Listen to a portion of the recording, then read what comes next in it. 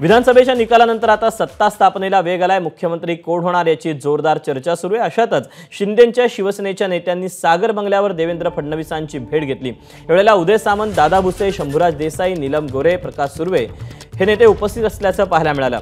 तर दुसरीकडे शिंदेंचे नेते देवाभाऊंच्या भेटीला गेले तर शिंदेंच्या शिवसेनेचे कार्यकर्ते देवासमोर साकडं घालण्यासाठी गेलेत। एकनाथ शिंदेच पुन्हा मुख्यमंत्री व्हावेत यासाठी शिवसैनिकांनी सिद्धिविनायकाच्या चरणी साकडं घातलं आहे।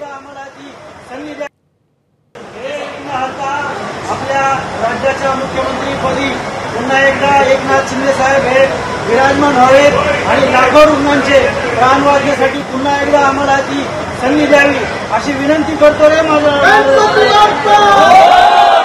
याबद्दलचे अपडेट जाणून घेऊयात। प्रशांत बढे आपल्या सोबत आहे। प्रशांत, एकीकडे शिंदेंचे नेते हे देवाभाऊंकडे गेलेत तर दुसरीकडे कार्यकर्ते हे सिद्धिविनायकाच्या चरणी गारहाणं घालताना पाहायला मिळतात।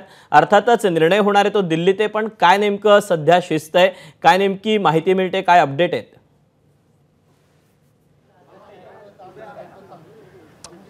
दीपक, जर सागर बंगल्यावरची लगबग बघितली तर गेल्या काही वेळामध्ये शिवसेना शिंदे गटाचे नेते असतील किंवा भारतीय जनता पार्टीचे काही आमदार पदाधिकारी या ठिकाणी दाखल झालेले आहेत।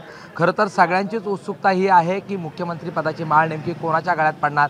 भारतीय जनता पार्टीच्या कार्यकर्त्यांकडून देवेंद्र फडणवीस हेच मुख्यमंत्री पदाचा योग्य चेहरा आहेत अशा प्रकारे जी आहे ती मागणी केली जाते। तर शिवसेना शिंदे गटाकडून आता आपण ज्या पद्धतीने बघितलं की अगदी देवाला साकडं घातलं जाते की पुन्हा एकदा एकनाथ शिंदे हे मुख्यमंत्री बनावेत। अशा वेळेस काही वेळात देवेंद्र फडणवीस जे आहेत ते दिल्लीकडे रवाना होणार आहेत। खरं तर ओम बिर्ला यांच्या घरचा एक कौटुंबिक कार्यक्रम आहे, त्यासाठी ते त्या ठिकाणी जातील। मात्र इथे देखील या मुख्यमंत्री पदासंदर्भातली चर्चा होण्याची शक्यता आहे।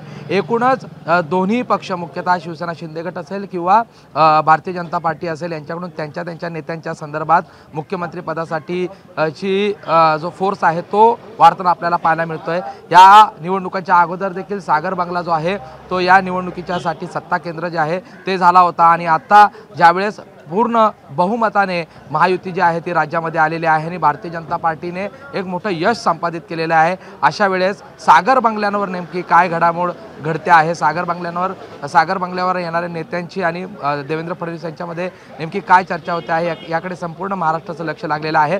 फडणवीस यांची भेट घेऊन त्यांना शुभेच्छा तर दिल्या जात आहेत, मात्र त्याचबरोबर काही भारतीय जनता पार्टीचे जे नेते मंडळी आहेत त्यांचा थेट होरा असा आहे की देवेंद्र फडणवीस यांच्या गळ्यामध्येच राज्याच्या मुख्यमंत्री पदाची माळ जी आहे ती पडावी आणि त्यामुळे काही वेळात आता देवेंद्र फडणवीस दिल्लीला निघतील आणि दिल्लीमध्ये नेमकं काय घडतं याकडे संपूर्ण महाराष्ट्राचं लक्ष आहे। दीपक, प्रशांत, अपडेट घेत राहू। तुर्तास धन्यवाद दिलेल्या सविस्तर माहितीबद्दल।